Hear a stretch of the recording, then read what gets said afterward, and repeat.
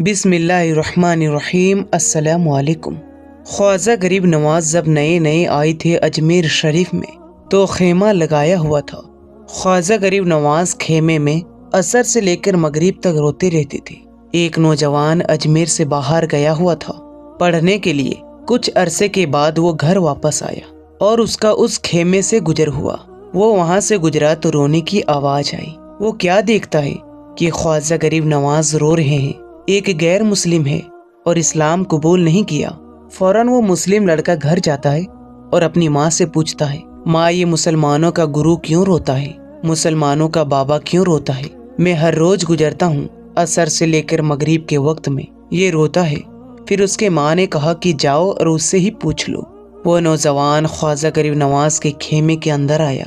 یا بابا، میں ہر روز یہاں سے گزرتا ہوں، آپ کی رونے کی آواز آتی ہے، بتائیے آپ کیوں روتے ہیں؟ خواجہ غریب نواز نے کہا کہ تم جاننا چاہتے ہو کہ میں کیوں روتا ہوں؟ میں نے ایک مدت اپنے مرشد کے ساتھ گزاری ہے، مرشد کی خدمت میں گزاری ہے۔ مجھے اپنی پیر کی یاد رلاتی ہے۔ میں عصر سے مغرب کے وقت تک اپنے مرشد کی یاد میں روتا رہتا ہوں۔ اس نوجوان نے کہا کہ اچھا، میں نے تو سنا تھا کہ جب انسان کو درد ہوتا ہے، تکلیف ہوتی ہے، تو تکلیف میں انسان رو لیتا ہے۔ آپ کو تو محبت ہے اور محبت میں بھی انسان کو رونا آتا ہے۔ کہا ہاں اے نوجوان، انسان محبت میں بھی روتا ہے۔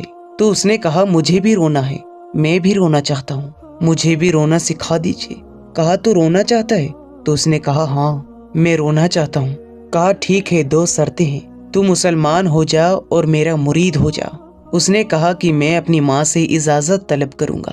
ماں کے پاس گیا اجازت لینے کے لیے۔ ماں نے کہا تو ضدی ہے، جو تو ارادہ کر لیتا ہے وہ تو پورا کرتا ہے، جا تو جو کرنا چاہتا ہے وہ کر لے۔ وہ لڑکا خواجہ غریب نواز کی بارگاہ میں حاضر ہوتا ہے، عرض کرتا ہے یا بابا، میں بھی مسلمان ہونا چاہتا ہوں، مجھے اپنا مرید بنا لیجیے۔ خواجہ غریب نواز کا مرید ہو گیا۔ اب خواجہ غریب نواز نے کہا اب سارا وقت میرے ساتھ گزرے گا۔ ناشتے کے وقت خواجہ غریب نواز کے ساتھ، سحری کے وقت خواجہ غریب نواز کے ساتھ، شیر کے وقت خواجہ غریب نواز کے ساتھ۔ پورا دن اسے خواجہ غریب نواز کی قرب کی کچھ ایسی عادت ہو گئی کہ وہ خواجہ غریب نواز کا دیوانہ ہو گیا، اس کا عاشق ہو گیا۔ کچھ عرصہ گزرا۔ خواجہ غریب نواز نے فرمایا اب تیرے لیے 3 دن کی چھٹیاں ہیں، 3 دن کے لیے چلا جا۔ اس نے کہا کوئی مسئلہ نہیں ہے، ٹھیک ہے، میں 3 دن کے لیے چلا جاتا ہوں۔ اب جب 3 دن کے لیے گھر گیا، خواجہ غریب نواز نے کہا کہ 3 دن کے لیے اب تو مجھ سے ملاقات نہیں کر سکتا۔ اس نے کہا ٹھیک ہے، نہیں ملوں گا۔ وہ گھر چلا گیا۔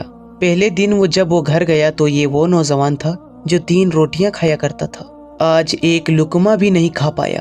اس سے کچھ ہو گیا۔ وہ لڑکا کہہ رہا ہے کہ مجھے کچھ اکیلا سا محسوس ہو رہا ہے، میرے دل میں کچھ کمی سی محسوس ہو رہی ہے۔ یوں وقت گزرتا گیا۔ اب رات کا وقت آیا، آنکھ نہ لگی، سو نہ سکا۔ پھر گھر کے چھت پر چلا گیا۔ ماں نے دیکھا کہ بیٹا چھت پر کیوں چلا گیا۔ ماں چھت پر جاتی ہے اور پوچھتی ہے کہ کیا ہوا؟ وہ بولتا ہے کہ پتہ نہیں ماں، میں تو فوراً سو جاتا تھا، آج نیند بھی نہیں آ رہی ہے، آج کھانا بھی نہیں کھا پایا۔ ماں تو چلی جا۔ ماں چلی جاتی ہے اور یوں شہری کا وقت ہوتا ہے۔ اس کی آنکھوں سے آنسو نکلنے لگتے ہیں، وہ رونے لگتا ہے، اس پر دقت آ رہی ہے۔ ماں آتی ہے اور پوچھتی ہے کہ بیٹے کیا ہوا؟ ماں مجھے پیار ہو گیا ہے، ماں مجھے محبت ہو گئی ہے، ماں مجھے عشق ہو گیا ہے۔ ماں تو جا غریب نواز کے پاس اور کہا کہ اب مجھے بلا لو، اب مرشدے کی جدائی برداشت نہیں ہوتی۔ ماں فوراً خواجہ غریب نواز کی بارگاہ میں حاضر ہوتی ہے اور کہتی ہے کہ اے مسلمان کے بابا، تم نے میرے بیٹے کو کیا دے دیا؟ تمہارا تعلق نہیں سمجھ پاتی، تمہارا رشتہ نہیں سمجھ پاتی، لیکن وہ تو رو رہا ہے، اسے واپس بلا لو۔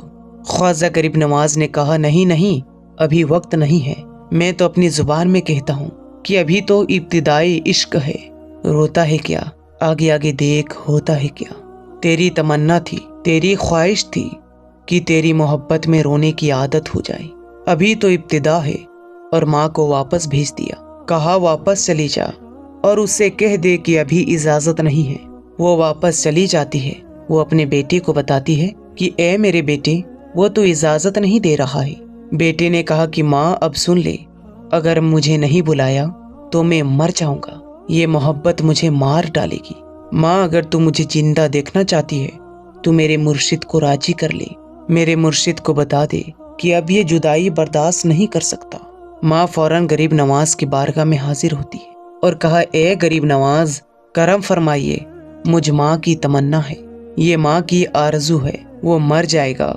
कहा कि माँ की तमन्ना है, तेरी बात मानता हूँ, जा उसे वापस भेज दे। वो फौरन भागता हुआ ख्वाजा गरीब नवाज की बारगाह में हाजिर होता है।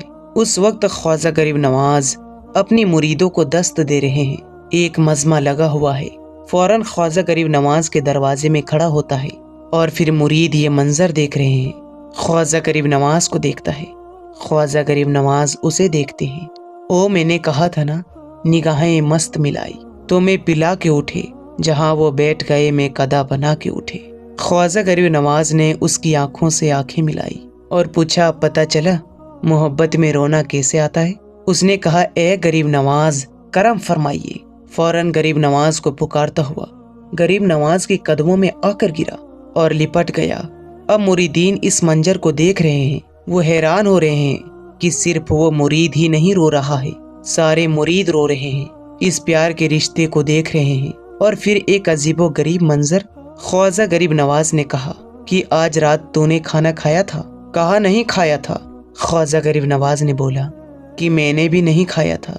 फिर ख्वाजा ने फरमाया कि आज रात तू सोया था? उसने कहा, नहीं सोया था। ख्वाजा गरीब नवाज ने कहा कि आज मुझे भी नींद नहीं आई।